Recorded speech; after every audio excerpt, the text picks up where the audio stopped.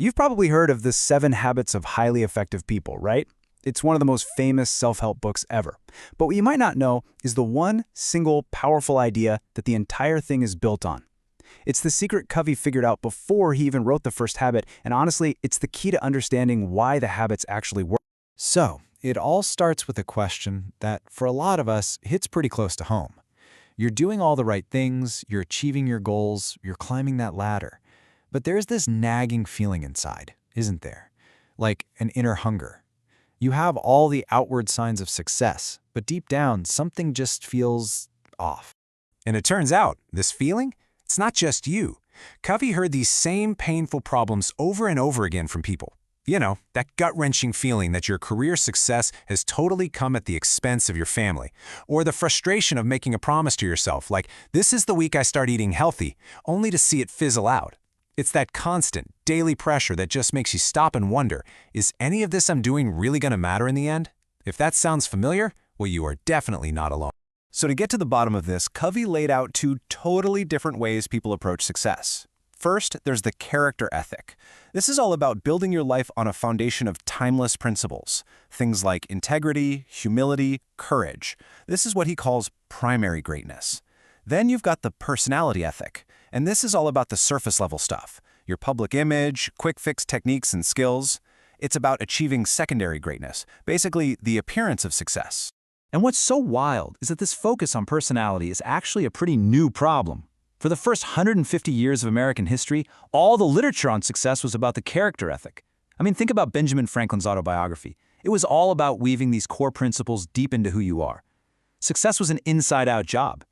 But then, something big changed. After World War I, the whole focus just flipped. Suddenly, success was all about the personality ethic. It became about how you project an image, learning little tricks to influence people, and just having a positive attitude. It was all about social band-aids. You know, covering up the symptoms of our problems but letting the real issues just fester underneath. And that's exactly why the personality ethic just doesn't work in the long run. Covey's farm analogy here is just perfect. You can't fake it on a farm, right? You have to plant the seeds, you have to water them, you have to weed. You can't just slack off all season and then cram for a harvest in the fall. And look, our lives, our relationships, they work the same way. They follow natural laws, and there are absolutely no shortcuts. Okay, so if we want to make real, lasting change, we have to go deeper than just our behavior. We have to look at our paradigms. So what's a paradigm? Well, think of it as the lens through which you see everything. It's not just what you see with your eyes. It's your perception, your understanding, your whole interpretation of the world. Here's a great way to think about it. Your paradigm is your map. Now, imagine you're trying to find a specific building in Chicago, but someone gave you a map of Detroit. What happens? You can try harder, right? You can have a super positive attitude, you can run faster, but you're never going to find that building. You'll just get to the wrong place faster. See, the real problem isn't your behavior or your attitude. It's that you have the wrong map. All right, let's try a quick experiment so you can feel this for yourself. Take a good, close look at this picture on the screen. Study it for a few seconds. What do you see? So, what'd you see? Some of you probably saw a young, stylish woman, maybe around 25. But others?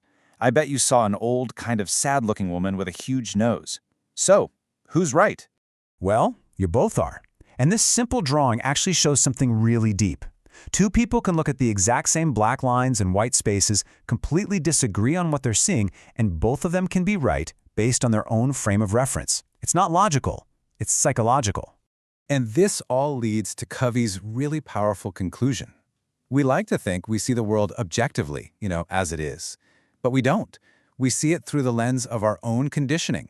So when we describe what we see, what we're really doing is describing ourselves. But what happens when that lens suddenly changes? Well, that's called a paradigm shift. It's that aha moment, The light bulb goes on, and all of a sudden you see everything in a completely new way. And that shift, that is the key to making huge quantum changes in our lives. So Covey tells this amazing story about experiencing one of these shifts himself. He's on a quiet New York subway one Sunday morning. The doors open, and a man gets on with his kids. And the kids, they were just out of control. Yelling, throwing stuff, bothering everyone. And the whole time, their dad just sat there with his eyes closed, doing absolutely nothing. You can just imagine the irritation building in that subway car, right?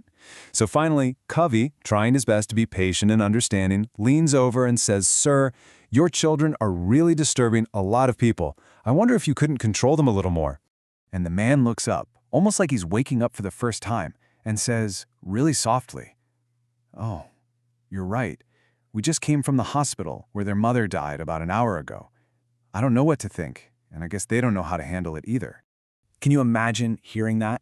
In that one single instant, the entire paradigm just shatters. The irritation just gone. And in its place, this wave of sympathy and compassion. Covey's feelings changed, his behavior changed, all because the way he was seeing the situation completely changed. And right there, that's the story. That's the whole secret.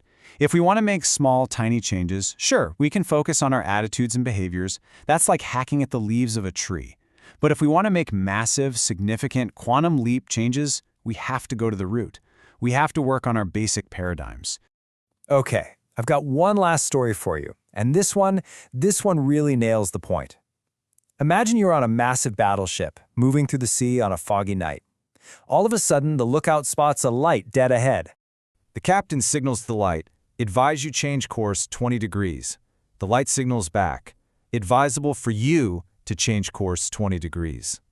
Now the captain's getting irritated, so he signals again, pulling rank. "I'm a battleship. Change course 20 degrees.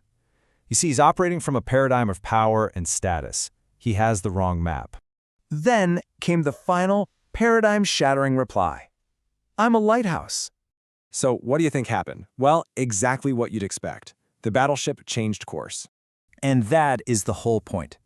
Principles are like lighthouses. There are natural laws that just are. You don't invent them, you discover them.